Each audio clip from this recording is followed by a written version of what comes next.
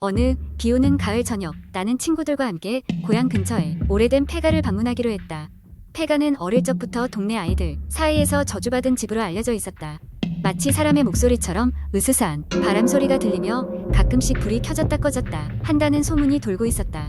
그날따라 유난히 비가 거세게 내리고 있었다. 친구 2명과 나는 후드티를 입고 가방에는 손전등과 녹음기를 챙긴 채 폐가로 향했다. 어둠이 깔리면서 길가의 가로등이 희미하게 우리 주변을 비추고 있었다. 집 앞에 도착했을 때 이미 시간이 밤 11시를 넘기고 있었다. 폐가의 정문은 녹슬고 부식되어 있었고 우리가 문을 잡고 밀어도 흠쩍도 하지 않았다. 잠시 망설인 우리는 뒤쪽으로 돌아가 깨진 창문을 통해 안으로 들어갔다. 방 안은 먼지범벅이었고 공기는 무거웠다. 손전등 불빛 아래로 비치는 얇고 긴 그림자가 더욱 으스스한 분위기를 자아냈다. 우리는 방을 하나씩 돌아다니며 소문으로 듣던 기묘한 현상을 기록하기로 했다. 거실에 들어섰을 때 벽에 걸린 오래된 가족 사진이 눈에 띄었다. 더러워진 유리 속 인물들은 어딘가 슬프고 무표정해 보였다. 그 순간 친구 중 한 명이 갑자기 뒤로 쓰러지며 큰 소리를 질렀다. 모두 깜짝 놀라 그의 주변으로 몰려갔다. 그가 손으로 가리킨 곳에는 낡은 거울이 있었고 희미하게 무언가 움직이는 듯했다. 우리는 손전등을 거울 위로 비췄고 서리가 낀 듯한 거울에는 낯선 사람이 서 있는 모습이 어렴풋이 비쳤다. 순간 거울 속 형상이 웃음소리를 내는 것처럼 들려 순간적으로 간담이 서늘해졌다.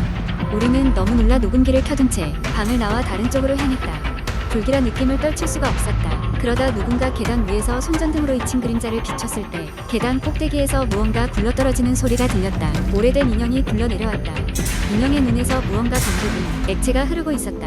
이제 그저 이곳을 떠나고 싶었다. 갑자기 건물 어느 쪽에선가 벽을 긁는 소리가 들렸다. 마치 누군가 도움이 필요한 것처럼 애타게 울부짖는 소리였다. 그대로 떠날 수가 없었던 우리는 조심스럽게 소리가 나는 쪽으로 향했다. 부서진 문을 밀고 들어서자 그곳에는 아무것도 없었다. 하지만 방 안의 공기는 점점 더 차가워졌고 그때 느껴졌다. 누군가 우리를 지켜보고 있다는 것이 한시라도 빨리 빠져나오고 싶어하는 마음에 우리는 소리치며 폐가를 빠져나와 달렸다.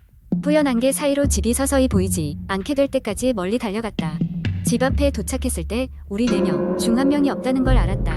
처음에 소리를 지른 친구가 사라진 것이다. 즉시 주변을 살폈지만 그는 어디에도 없었다. 휴대폰도 꺼져 있었고 어떤 연락도 되지 않았다. 경찰에 신고했지만 결과는 인정사망 처리로 마무리되었다. 그 사건 이후로 우리 중 누구도 다시는 그 폐가 근처에 가지 않았다. 시간이 지나 소스라치게 놀랄 그녀의 실종 사건은 점점 우리에게서 잊혀져 갔지만 집에서는 가끔씩 문자가 도착했다.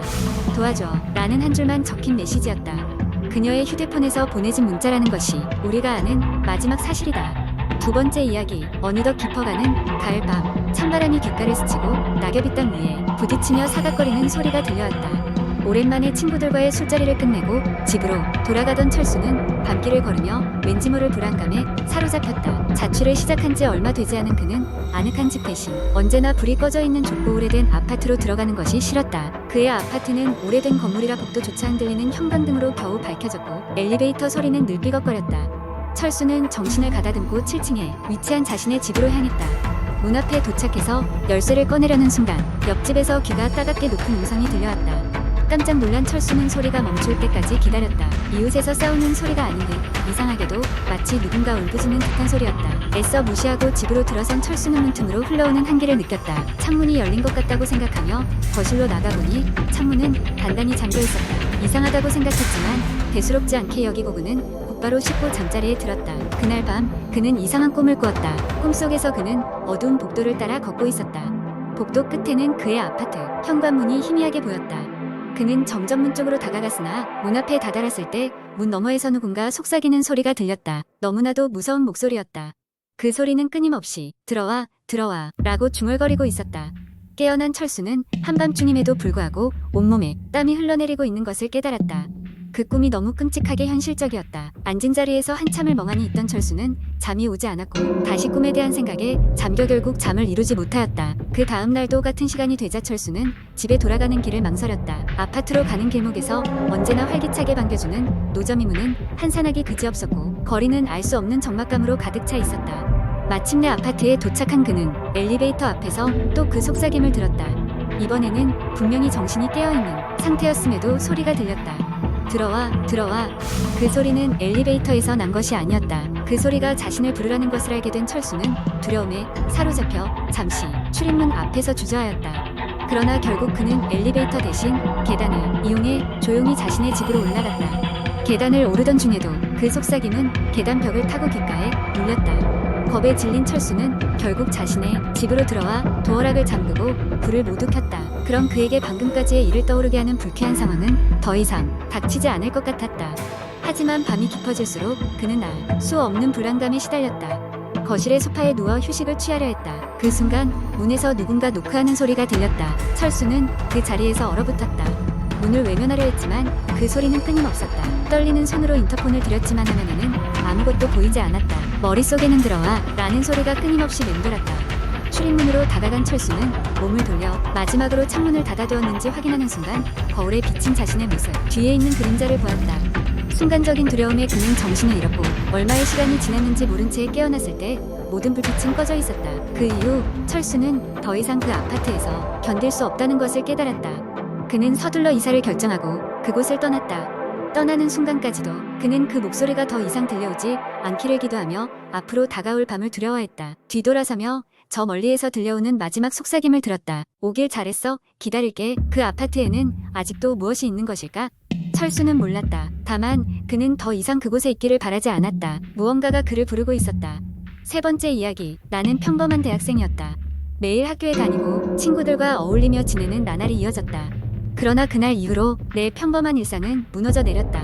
어느 늦은 밤 과제를 마치고 도서관에서 나오는데 비가 내리고 있었다. 우산을 놓고 온 걸 깨닫고 잠시 머뭇거렸지만 어쩔 수 없이 그냥 뛰기로 했다. 어두운 하늘 아래 쏟아지는 빗속을 달리던 나의 눈에 어떤 건물이 들어왔다. 평소 보지 못했던 건물이었다. 문득 그 건물의 창문에서 환하게 불빛이 새어나오고 있는 것을 보았다. 호기심이 발동한 나는 무심코 그 건물 쪽으로 발길을 돌렸다. 가까이 가니 낡고 부서진 건물이었지만 분명히 내부에서 누군가 있는 듯했다.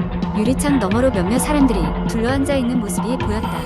무엇을 하는지는 알 수 없었지만 그들의 표정은 심각해 보였다. 나는 그 자리에서 돌이키려 했지만 이상하게도 발이 움직이지 않았다. 눈길은 계속해서 그 내부의 모습에 고정되었고 창문에 비친 내 모습조차 희미해질 정도로 집중하고 있었다. 그러다 갑자기 그들 중 한 사람이 날카롭게 고개를 들어 나를 쳐다봤다. 그 순간 숨이 멎는 듯했다. 나와 눈이 마주친 그 사람의 얼굴은 이질적이었다. 눈빛은 텅 비어 있었고 그저 허공을 응시하는 듯 보였다. 도망쳐야 한다는 본능적인 두려움에 사로잡혀 있는 힘껏 뒤로 물러서기 시작했다. 하지만 그때 나에게서 가까운 창의 문이 덜컹 소리를 내며 열렸다. 무언가 설명할 수 없는 힘에 이끌리듯 발걸음을 내디딘 나는 어느새 그 어두운 문턱을 넘어가고 있었다.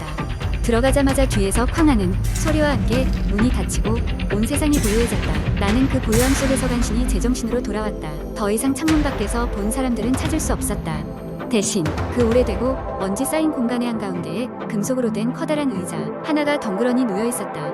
그것은 마치 누군가를 기다리고 있는 듯한 모습이었다. 심장이 요동쳤다. 발걸음을 되돌려 나가려 했으나 문은 열리지 않았다. 놀란 마음에 주변을 둘러보니 벽에는 옛날 신문 기사들이 빼곡히 붙어 있었다. 기사들의 날짜는 20여 년 전으로 거슬러 올랐고 모두 실종자와 관련된 이야기들이었다. 소름이 돋았다. 왜 여기에 이런 것들이 있는 것인가? 의자 쪽을 다시 바라봤다. 그리고 그 순간 의자가 지그시 회전하며 나를 향해 정면으로 돌려졌다. 그제야 그 의자에 앉아 있는 누군가가 있다는 사실을 알게 되었다. 짙은 그림자 속에 가려져 잘 보이지 않았지만 분명 사람이었다. 그 사람은 처음부터 그곳에 있었던 것일까? 나는 무심코 한 걸음 다가갔다. 그 즉시 그 사람의 머리가 천천히 들리더니 나와 눈을 마주쳤다. 얼굴은 전혀 알아볼 수 없을 정도로 흐릿했으나 그 눈동자만은 빛을 잃은 채 나를 응시하고 있었다. 공포가 온몸을 타고 오르며 나는 그 자리에 주저앉고 말았다. 그 괴양 관찰자와의 시선이 이어지는 순간 머릿속에는 끊임없이 벗어나야 한다는 생각만 맴돌았다. 그러나 몸은 움직이지 않았다. 시간이 얼마나 흘렀을까? 그 시선이 아주 천천히 나를 벗어나 창밖을 향하게 됐다. 그제야 신기루처럼 문은 다시 열릴 수 있었다. 나는 더 이상 고민할 여유 없이 달려나갔다. 빗줄기는 여전히 거셌지만 그 비가 내게 안도감을 주고 있었다. 뒤도 돌아보지 않고 달리고 또 달렸다. 그날 이후로 그 건물을 다시 찾을 수 없었다. 아무리 주변을 둘러보아도 그날의 건물은 마치 존재하지 않았던 것처럼 사라져 있었다. 친구들에게 이 이야기를 했지만 단순한 꿈이나 환상으로 치부하고 말았다. 그러나 나는 벗어날 수 없는 질문에 사로잡혀 있다. 그날 내가 본 것들은 진짜였을까? 아니면 단지 환상에 불과했을까? 여전히 그 답을 찾지 못하고 여전히 그날의 시선이 마음을 짓누르고 있다. 밤이 깊어지면 어김없이 그 고요한 시선이 떠오르고 나를 바라보고 있는 것만 같다.